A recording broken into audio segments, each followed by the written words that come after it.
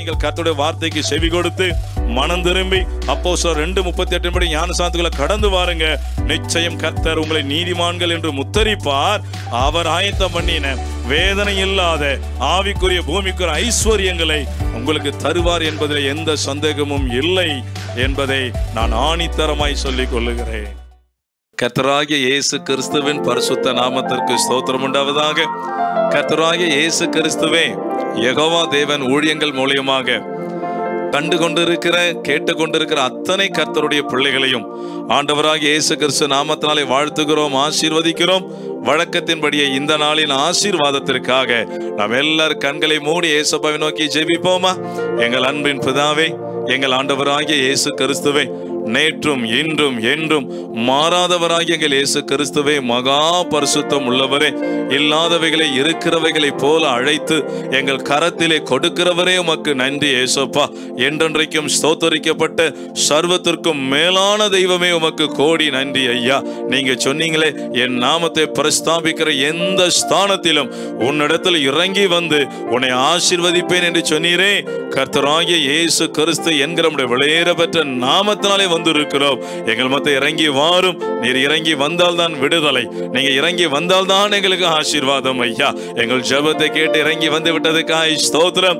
ஆராதனையை பொறுப்படுத்த கொண்டமைக்காய் ஸ்தோத்திரம். இந்த ஆராதனைக்கு விரோதமாய் செயல்பட நினைக்கிற எல்லா பொல்லாத சத்துருக்களை கர்த்தரும் இரட்சகருமாகிய இயேசு கிறிஸ்து என்கிற உங்க வல்லமுள்ள நாமத்தால் கட்டிந்து நாங்கள் அப்புறப்படுத்துகிறோம்.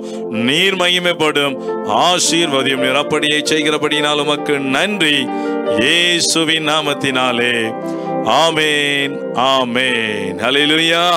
ஆண்டவராகிய இயேசு கிறிஸ்து தாமே நம்முடைய ஜெபத்தை கேட்டு நம்மத்தில் இறங்கி வந்து இந்த ஆராதனையை பொறுப்படுத்திக் கொண்டிருக்கிறார்.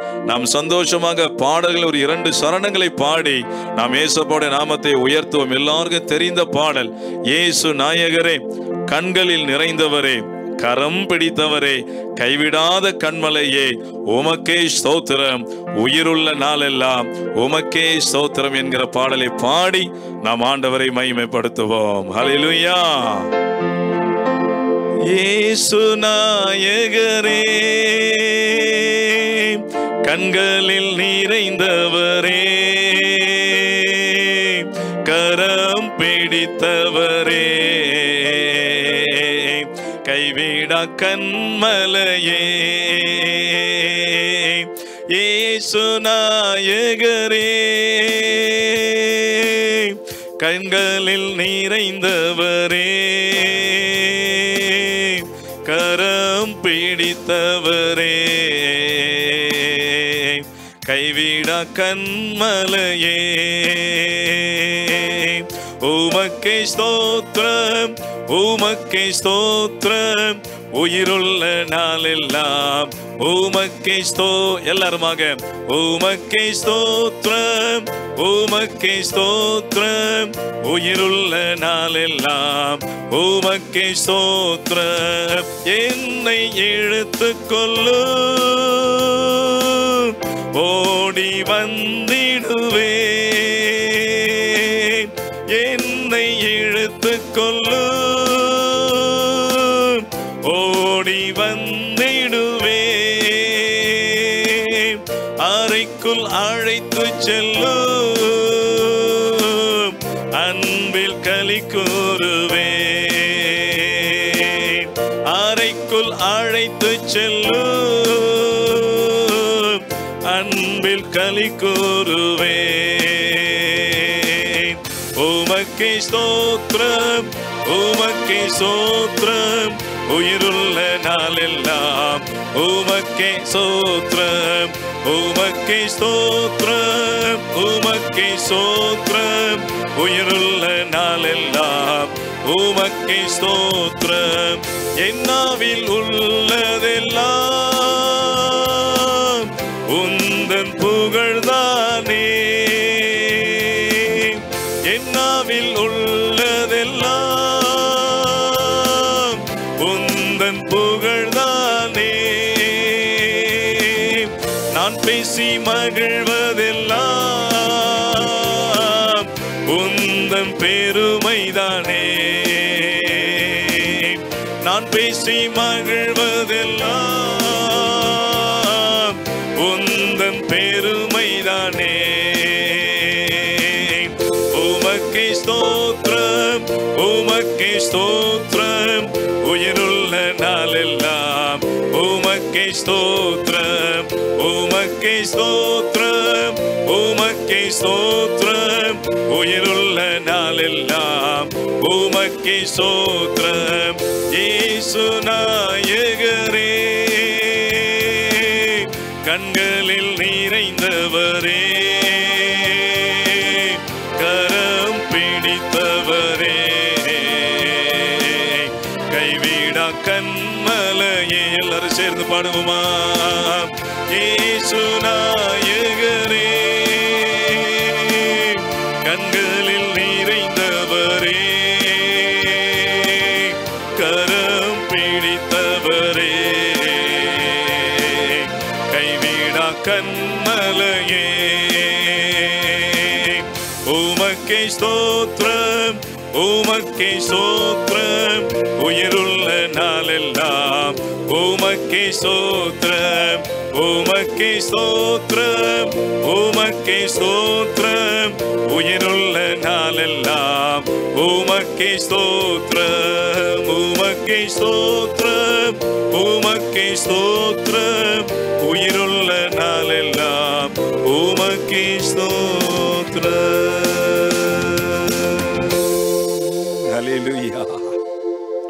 எல்லாரும் அந்த தேவ பிரசன்னத்தை உணர்ந்து ஏசப்பா நம் மத்தியில் இறங்கி வந்திருக்கிறார் என்பதை உணர்ந்து விசுவாசித்து அவருடைய பரிசுத்த நாமத்தை சிறிது நேரம் நாம் ஆவியோடு உண்மையோடும் தொழுதுகொள்ள அர்ப்பணிப்போமா. தாவீது சொன்னது போல, கர்த்தர் என் நாவினால் புகழப்பட்டார் என்கிற வார்த்தையின்படியாகவும் நான் கர்த்தரை எக்காலத்திலும் ஸ்தோத்தரிப்பேன், அவர் துதி எப்போதும் என் வாயில் இருக்கும் என்கிற வார்த்தையின்படியாகவும் என் வாய் கர்த்தரின் நாமத்தை ஸ்தோத்தரிக்க கடவது என்கிற வார்த்தையின்படியாகவும் எரேமியாவின் சொல்லுகிறான். தேவரீரே என் துதி என்கிற வார்த்தையின்படியாகவும் நாம் ஏசப்பாவுடைய பரிசுத்த நாமத்தை சிறிது நேரம் நாம் ஆவியோடு உண்மையோடு தொழுது கொள்வோமா? நீங்கள் எந்த அளவுக்கு கர்த்தரை துதிக்கிறீங்களோ, எந்த சூழ்நிலையில் ஏசப்பாவை அதிகமாய் துதிக்கிறீங்களோ அதை காண்கிற தேவனாய் இருக்கிறார். உங்களுடைய எல்லா பிரச்சனைகளை மாற்றப்படுகிற நேரம் துதியின் நேரம், உங்கள் கண்ணீர்கள் துடைக்கப்படுகிற நேரம் இந்த துதியின் நேரம், உங்கள் கட்டுகள் கட்டவிழ்க்கப்படுகிற நேரம் இந்த துதியின் நேரம், உங்களுடைய வாஞ்சைகள் எல்லாம் நிறைவேற்றப்படுகிற நேரம் இந்த துதியின் நேரம். இந்த துதியின் நேரத்தை நாம் பிரயோஜனப்படுத்திக் கொள்ளுவோம். ஏசப்பாவுடைய பரிசுத்த நாமத்தை நாம் உயர்த்துவோம். ஆம், இந்த வருஷத்தை இப்பொழுதுதான் துவங்கினது போல இருந்தது. ஆனால் 2 மாதங்கள் முடிந்து இந்த 3ஆம் மாதத்தில் கால் அடி எடுத்து வைக்க கர்த்தர் கொடுத்த மாபெரும் கிருபைக்காக அவருக்கு நன்றிகளை செலுத்துவோம். அவர் பாராட்டின தயவுகளுக்காக அவருக்கு நன்றிகளை செலுத்துவோம். கடந்த 2 மாதம் முழுவதும் நம்மோடு கூட இருந்து நம்முடைய தேவைகளை எல்லாம் சந்தித்த அந்த அன்பின் தெய்வமாம் இயேசு கிறிஸ்துவை உள்ளத்தின் ஆழத்திலிருந்து மகிமைப்படுத்துவோமா? ஹல்லேலூயா, ஹல்லேலூயா. நம் இயேசுப்பா நம்மிடத்தில் எதிர்பார்க்கிறது ஒன்றே ஒன்றுதான். அவர் செய்த அத்தனை நன்மைகளுக்காக நாம் உள்ளத்தின் ஆழத்திலிருந்து அவருக்கு அன்பு கூர்ந்து முடிவுதோடு ஆராதிக்கிறோமா இல்லையா என்று தான் பார்க்கிறார். அதுதான் நமக்கு பிரதான கட்டளை. இஸ்ரவேலே கேள், நம்முடைய தேவனாகிய கர்த்தர் ஒருவரே கர்த்தர். அவரை எப்படி ஆராதிக்க வேண்டுமா? அவரை உன் முழு இருதயத்தோடு அன்பு கூர்ந்து பலத்தோடு சிந்தையோடு அவருக்கு ஆராதனை செய்வாயாக என்று கட்டளை கொடுக்கப்பட்டிருக்கிறது. என் அன்பு பிள்ளைகளை, கொஞ்ச நேரமாய் இருந்தாலும் நம்முடைய ஆவி ஆத்துமா சரீரத்தை அர்ப்பணித்து நாம் ஏசப்பா சொல்லுவோமா? ஏசப்பா, அன்பு கூறுவேன், இன்னும் அதிகமாய் உம்மை ஆராதிப்பேன் என்னுடைய முழு இருதயத்தோடு என்று சொல்லி அவரை ஆராதிக்க போகிறோம். ஹல்லேலூயா. நீங்க ஆராதிக்க ஆராதிக்க கர்த்தரோட அபிஷேகம் உங்களை நிரப்பும். ஏசப்பாவை ஆராதிக்க ஆராதிக்க உங்களுக்கு பலன் கொடுக்கப்படும். உங்களுடைய கட்டுகள் கட்டவிழ்க்கப்படும். என் அன்பு தேவ பிள்ளைகள், எல்லாரும் அர்ப்பணிப்போடு அவரை ஆராதிக்க போகிறோம். ஹல்லேலூயா, ஹல்லேலூயா. அன்பு கூறுவேன் இன்னும் அதிகமாய், ஆராதிப்பேன் இன்னும் ஆர்வமாய். அன்பு கூறுவேன் இன்னும் அதிகமாய், ஆராதிப்பேன் இன்னும் ஆர்வமாய். என் முழு உள்ளத்தோடு ஆராதிப்பேன், முழு பலத்தோடு அன்பு கூறுவேன். ஆராதனை ஆராதனை ஆராதனை ஆராதனை, தேவ பிரசதை உணர்ந்தவர்களாக ஆராதனை ஆராதனை ஆராதனை ஆராதனை. அவர் எபினேசர், எபினேசரே எபினேசரே, இதுவரையில் உதவினீரே. எபினேசரே எபினேசரே, இதுவரையில் உதவினீரே. இதுவரையில் உதவினீரே. உம்மை முழு உள்ளத்தோடு ஆராதிப்பேன், முழு பலத்தோடு அன்பு கூறுவேன். ஆராதனை ஆராதனை ஆராதனை ஆராத, தேவ மகிமை இறங்கி கொண்டிருக்கிறது. பெற்றுக் கொள்ளுகிறது. ஆராதனை ஆராதனை ஆராதனை ஆராத. அக்கினி இயேசுவின் நாமத்தினாலே அன்பு கூறுவே, இன்னும் அதிகமாய் ஆராதிப்பே, இன்னும் எல்லாரும் சேர்ந்தவர்களாக அன்பு கூறுவேன். ஆமென் ஐயா. இன்னும் உடைய பிள்ளைகளை ஆசீர்வதியும். ஆராதிப்பேன், இன்னும் ஆர்வமா அன்பு கூறுவேன், அன்பு கூறுவேன், இன்னும் அதிக. Receive the power. ஆராதிப்பேன், இன்னும் ஆர்வமாய். அல்லேலூயா அல்லேலூயா அல்லேலூயா அல்லே. Receive the fire of Jesus right now. அல்லேலூயா அல்லேலூயா. அக்கினி இறங்கி வருகிறது. அந்நிய பாஷையில் கர்த்தர் நிரப்புகிறார். ஆமென். என் அன்பு தெய்வ பிள்ளைகளே, அவரை ஆராதிக்கிற நேரத்தில் பரலோக அக்கினி இறங்கி வருகிறது. அல்லேலூயா அல்லேலூயா. இயேசுப்பா, அப்படி பிள்ளைகளை நிரப்புங்க. ஷக்கீனா மகிமை இறங்கி வருகிறதுப்பா. பரலோக அபிஷேகம் இறங்கி வருகிறது. பரிசுத்தமான அக்கினி இறங்கி வருகிறது. பெந்தேகோஸ்தே வல்லமை உம்முடைய பிள்ளைகளை நிரப்பி கொண்டிருப்பதற்காய் ஸ்தோத்திரம் அப்பா. ஆமென். அல்லேலூயா அல்லேலூயா அல்லேலூயா அல்லேலூயா. ஷபலதிரிமியமா அல்லேலூயா அல்லே. பிரமகரதிரியந்தரா ஷப்லாதரிமியந்தர பக்கர ஹூஷலோதரிமியமா ரீஷமந்தர பக்கர ஹக்கரதிரிமியந்தர. Receive the fire. பிரமலதிரிமியந்தா. அக்னி, இயேசுவின் அக்னி. ஆமென். பெற்றுக் கொள்ளுங்க. அல்லேலூயா அல்லேலூயா அல்லேலூயா அல்லேலூயா. மகிமை மகிமை மகிமை. அல்லேலூயா அல்லேலூயா அல்லேலூயா அல்லேலூயா. ஆமென். கர்த்தர் நம்மை நிரப்பி இருக்கிறார். இயேசுவின் அக்கினி நம்மை தொட்டு இருக்கிறது. அவருடைய அக்கினி இல்லாமல் இந்த உலகத்தில் வாழ முடியாது. சாத்தானை ஜெயிக்க முடியாது. அந்த பரலோக அக்கினியை பெற்றுக்கொள்ள ஒப்பு கொடுத்து கொண்டே இருங்க. கர்த்தர் உங்களை ஆசீர்வதிப்பாராக. ஆமென் ஆமென். ஹல்லேலூயா. கர்த்தர் கொடுத்த அதே அக்கினியோடு நாம் தேவனுடைய வார்த்தைக்குள்ளாக கடந்து செல்வோமாக. இந்த புதிய மாதம், அதாவது 3வது மாதம், நமக்கு இதுவரை இல்லாத ஆசீர்வாதமுள்ள மாதமாக மாற்றி கொடுக்க கர்த்தர் சித்தமுள்ளவராய் இருக்கிறார். ஆம், ஒரு வாக்குத்தத்தமுள்ள ஒரு செய்தி தான். ஆனால் எப்பொழுதுமே நாம் சொல்லுகிறது போல ஏசப்பா வாக்கு கொடுக்கிறார் என்றால் நிச்சயமாகவே ஒரு கண்டிஷன் இருக்கும் என்பதை நாம் பார்த்து கொண்டு வருகிறோம் இல்லையா? இன்றைக்கும் அப்படிப்பட்ட ஒரு ஆசீர்வாதமான வார்த்தை தான் கூர்ந்து கவனிப்போம். கடந்த வார செய்தி எல்லாருக்கும் ஆசீர்வாதமாக இருந்தது என்று விசுவாசிக்கிறேன். பார்க்காதவர்கள் அந்த எபிசோடு 9 பாருங்கள். மிக முக்கியமான ஒரு செய்தி அது. கர்த்தர் அதை நீங்கள் பார்க்கும்பொழுதே உங்களை கூட பேசுவாராக.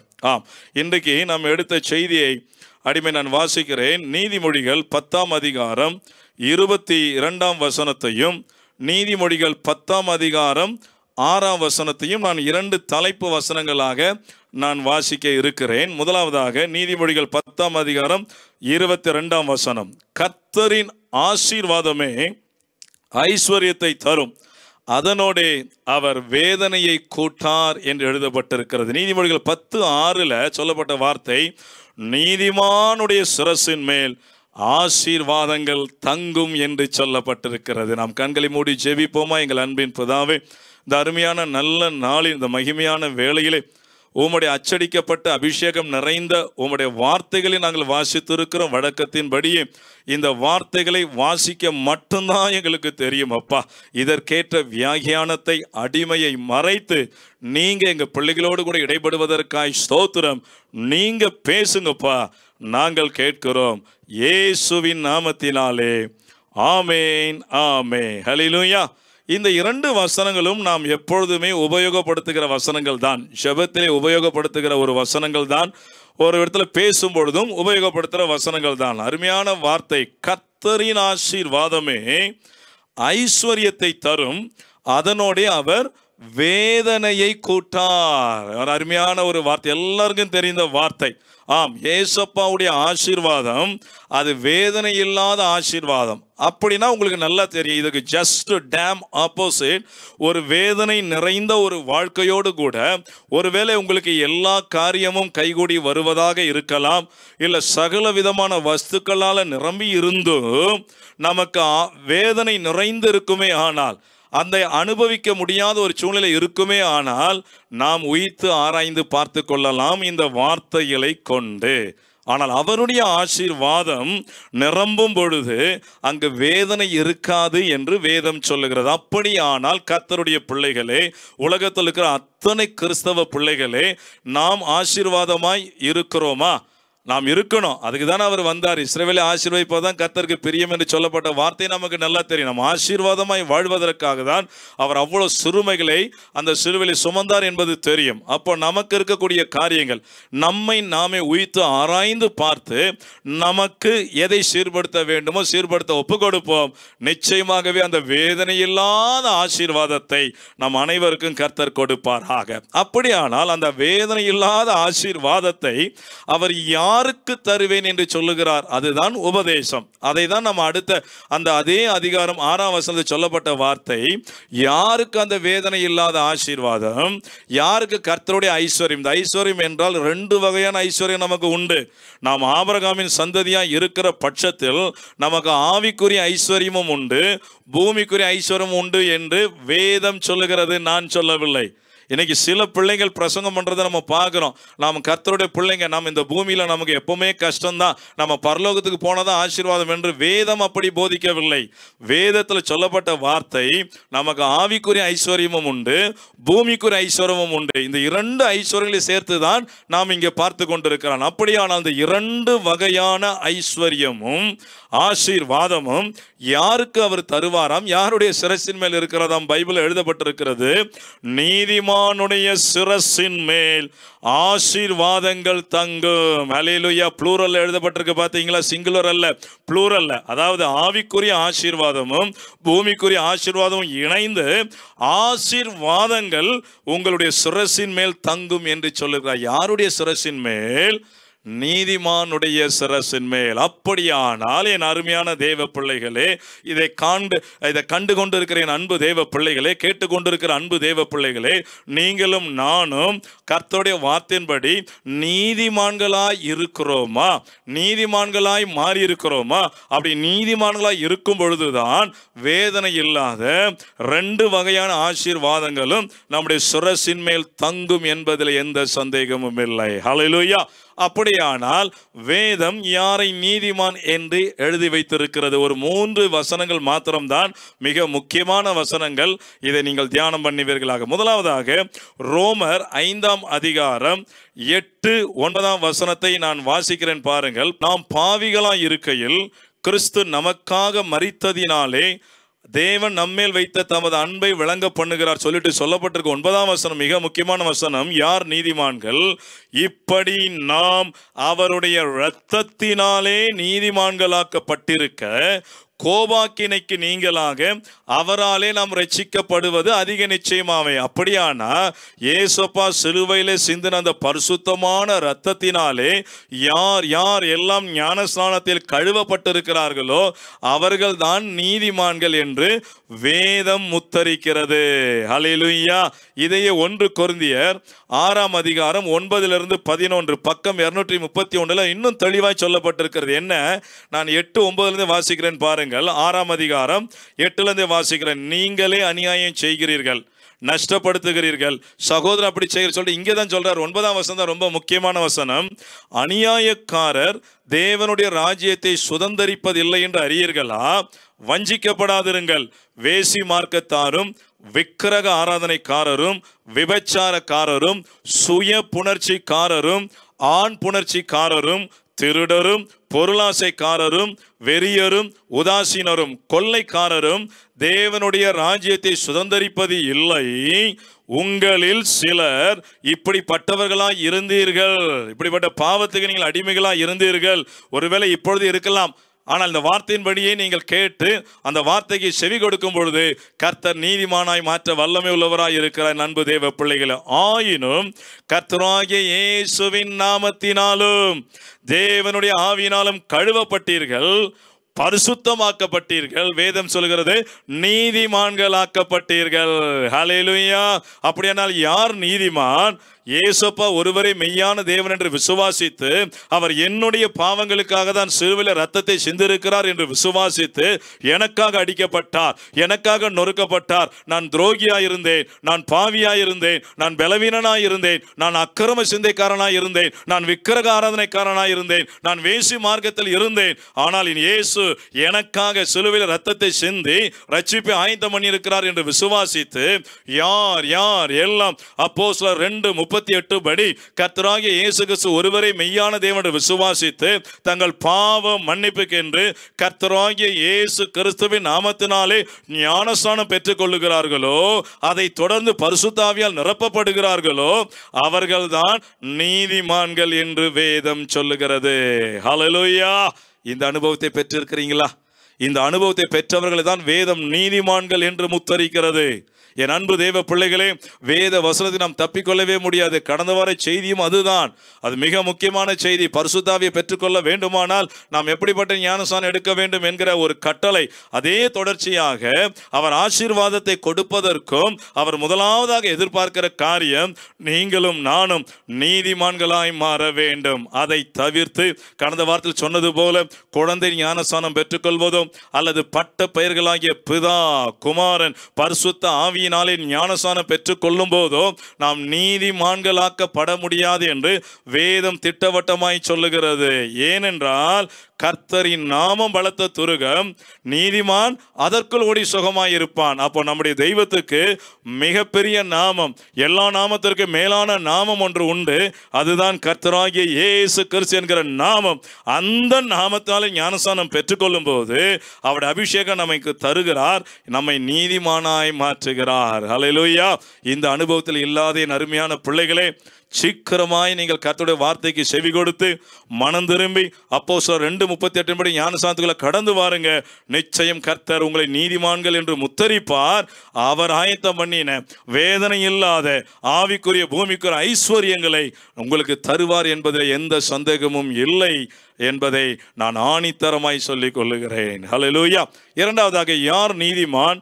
மத்தேயு 12ஆம் அதிகாரம் 36ஆம் வசனத்தையும் 37ஆம் வசனத்தையும் நான் வாசிக்கிறேன். இதெல்லாம் நமக்கு தெரிந்த ஒரு வார்த்தைகள் தான்.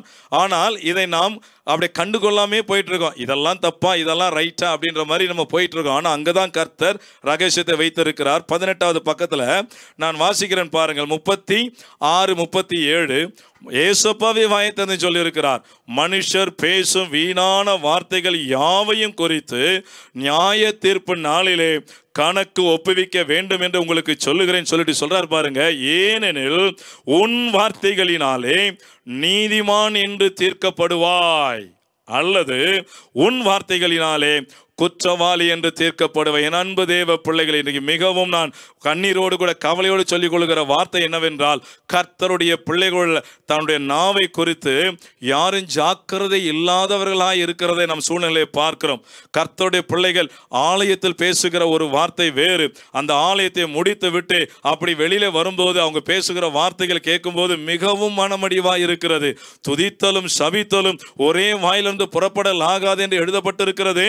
ஆனால் நியாய தீர்ப்பு நாளிலே நாம் பேசும் வீணான பாவமான கெட்ட வார்த்தைகளை கர்த்தர் நியாயத்திலே கொண்டு வருவார்.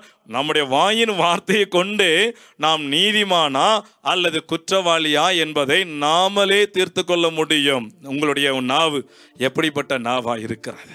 கர்த்தர் விரும்புகிற நாவா இருக்கிறதா? அந்த நாவை குறித்து வேதம் அழகாய் சொல்லப்பட்டிருக்கு. நீதிமொழிகள் 10ஆம் அதிகாரம் 771ஆம் பக்கம் பாருங்க. ஒன்னொன்னா நான் வாசித்து காட்டுகிறேன். நீதிமொழிகள் 10ஆம் அதிகாரம் 11ஆம் வசனத்தில் நம்முடைய வாய் எப்படிப்பட்ட வாயா இருக்க வேண்டுமா? நீதிமானுடைய வாய் ஜீவ ஊற்று. அப்ப நம்முடைய வாயிலிருந்து ஜீவன் நிறைந்த வார்த்தைகள் புறப்பட்டு வர வேண்டும் என்று வேதம் சொல்லுகிறது. 20ஆம் வசனம், நீதிமானுடைய நாவு சுத்த வெள்ளியாயிருக்கிறது. நம் வாயிலிருந்து புறப்படுகிற வார்த்தைகள் எப்படிப்பட்ட வார்த்தைகள்? மற்றவர்களுக்கு ஆசீர்வாதம் நிறைந்த வார்த்தையா இருக்கிறதா என்பதை நீங்கள் உய்த்து ஆராய்ந்து பாருங்கள். 21ஆம் வசனம், நீதிமானுடைய உதடுகள் அநேகரை போஷிக்கும். நம்முடைய நாவு போஷிக்கிறதா? நம்முடைய நாவு அநேகருக்கு ஆசீர்வாதமா இருக்கிறதா பாருங்கள். 31, 32 நீதிமானுடைய வாய் ஞானத்தை வெளிப்படுத்துகிறதா இருக்கிறது. நான் வாயை திறந்து பேசும் பொழுது ஞானம் வெளிப்படுகிறதா? எதில் இருக்கிற பிள்ளைகளுக்கு பிரயோஜனம் உண்டாயிருக்கிறதா? எதிருள்ள பிள்ளைகள் ஞானத்தை பெற்றுக்கொள்ளுகிறார்களா என்பதை சிந்தித்து பேச வேண்டும் என்று வேதம் சொல்லுகிறது. கடைசியாக, நீதிமான்களுடைய உதடுகள் பிரியமானவைகளை பேச அறிகிறது. ஹல்லேலூயா. நம்முடைய வாயிலே பக்தி விருத்திக்கு ஏதுவான வார்த்தை வருகிறதா? இல்லை ஏசப்பாவுக்கு விருப்பம் இல்லாத வார்த்தைகள் வருகிறதா? ஏசப்பாவுக்கு வேதனை உண்டாக்குகிற வார்த்தைகள் வருகிறதா? ஏனென்றால் மல்கியாவில் அவர் அழகா சொல்லியிருக்கிறார், வேதனையோடு சொல்லியிருக்கிறார். என்ன சொல்லியிருக்கிறார்? உங்கள் வார்த்தைகளினாலே என்னை வருத்தப்படுத்துகிறீர்கள். கர்த்தருடைய பிள்ளைகளுக்கும் மற்றவர்களுக்கும் பெரிய வித்தியாசம் இருக்க வேண்டும். நம்முடைய வாயின் வார்த்தைகளினாலே அந்த வித்தியாசத்தை நாம் காண்பிக்க வேண்டும் என்று வேதம் சொல்லுகிறது. ஹல்லேலூயா. என் அருமையான பிள்ளைகளே, நாம் யார் நீதிமான்?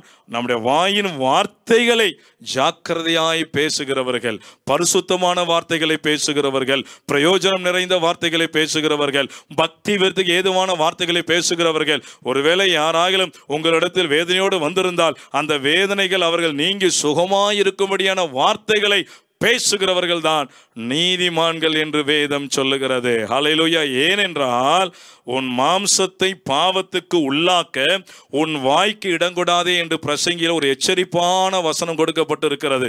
நம் வாயின் வார்த்தைகளினாலே நம்முடைய கை கிரியைகளை அழிப்பானேன் என்று சொல்லப்பட்டிருக்கிறது.